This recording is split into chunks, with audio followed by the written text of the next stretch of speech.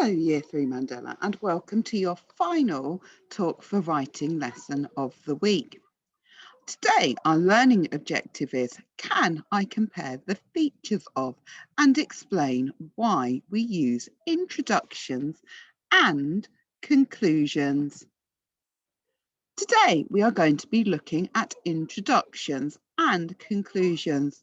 We are going to look at why we use introductions and conclusions, the features of them, and the differences between them.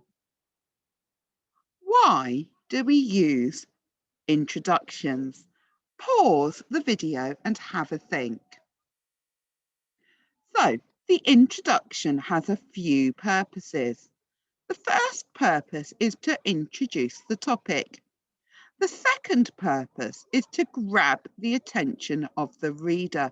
So that means we get the reader really interested so that they want to read on. The third purpose is to give the reader a clear and brief idea of what the writing will be about. So it gives the reader a little bit of a clue as to what they are going to be finding out about. Why do we use conclusions? Pause your video and have a think about why we use conclusions. Let's see why we use conclusions in our writing. A conclusion is used to end a piece of writing, summarizing what it was all about. So it takes the key points from our writing and summarizes them.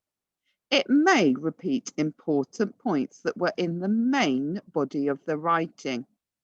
It should leave you with a lasting impression about the topic. So it leaves you with something about the topic that you are always going to remember. Here are 3 introductions. Rank them from best to worst and explain why you think that. I'm going to read them to you and then I want you to put them in order. Let's start by reading number 1. This piece of writing will be all about the Stone Age. The Stone Age was a really long period of time. Their way of life was so different to ours. The clothes they wore, where they lived, what they ate, etc., is nothing like what we do today.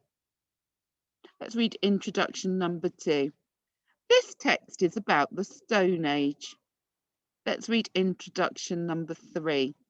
Have you ever wondered what life was like for people who lived during the Stone Age? Read on to find out how their lives differed from ours. Pause your video and put them in order from best to worst and think about why you have put them in that order. Now I'm going to have a turn. I'm going to put introduction number 3 first. Have you ever wondered what life was like for people who lived during the Stone Age? Read on to find out how their lives differed from ours. And the reason why I've put that in first place is that it asks the reader a question and it gives them a little bit of an idea about what they are going to be reading about so that they understand the purpose and want to read on. I'm going to put question introduction number 1 next. And let's read that. So this piece of writing will be all about the Stone Age. The Stone Age was a really long period of time. Their way of life was so different to ours. The clothes they wore, where they lived, what they ate, etc., is nothing like what we do today. And the reason why I've put that in second place is it gives me lots of information about the Stone Age, but it doesn't really make me want to read on more. It doesn't excite me. And I'm putting introduction number 2 last. This text is about the Stone Age because it doesn't really make me want to read on to find more about the Stone Age. So it's not engaging the reader or drawing the reader in to reading the explanation text. Here are 3 conclusions. I'm going to read them to you, and then I want you to put them in order from best to worst and have a go at thinking why you've put them in that order. So, state in conclusion number one. I hope you enjoyed reading my explanation text. Conclusion two. The Stone Age was a time when tools were made from stone. People lived in their caves and hunted for their food. The Stone Age ended when humans began to make their tools out of bronze. 3.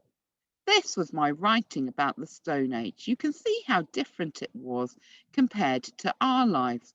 I wouldn't want to have lived during this time. It looks like it was too scary and too dangerous.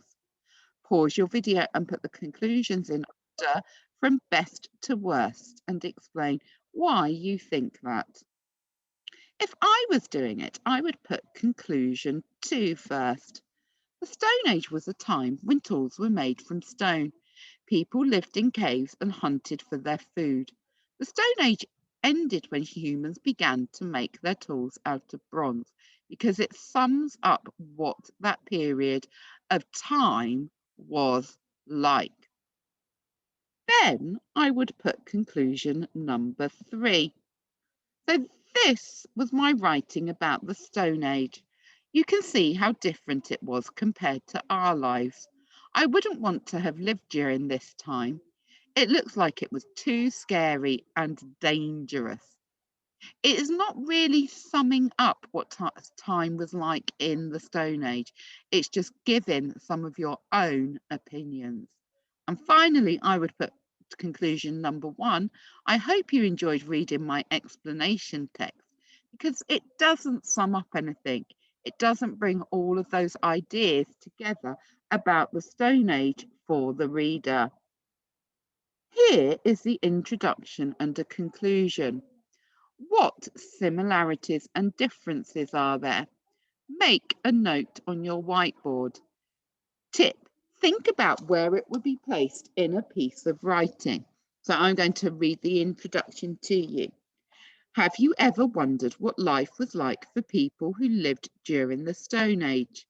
Read on to find out how their lives differed from ours. Conclusion. The Stone Age was a time when tools were made from stone.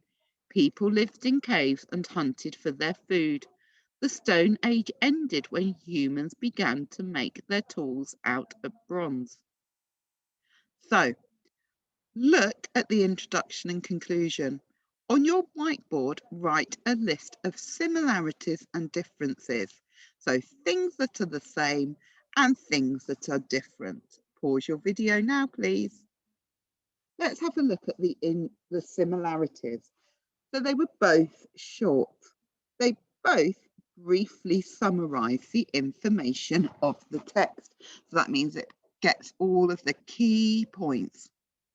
They're both there to engage the reader, either by grabbing their attention or leaving an impression. Let's think about the differences. So in the introduction, a rhetorical question is asked to draw the reader in. It is at the start of the piece of text and it introduces the subject.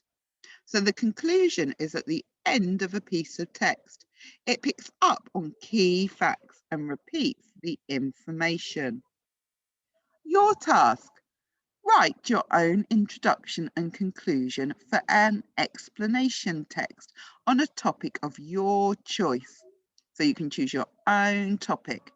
Use the good examples to help you to structure your work. Your introduction and conclusion could be about how to play a certain game or sport, the Bronze or Iron Age, how caves are formed. Think back to our geography lesson. The life cycle of a plant, butterfly, or another living thing. Make sure your introduction and conclusion are on the same topic. Remember to take a picture of your work and post it on Tapestry.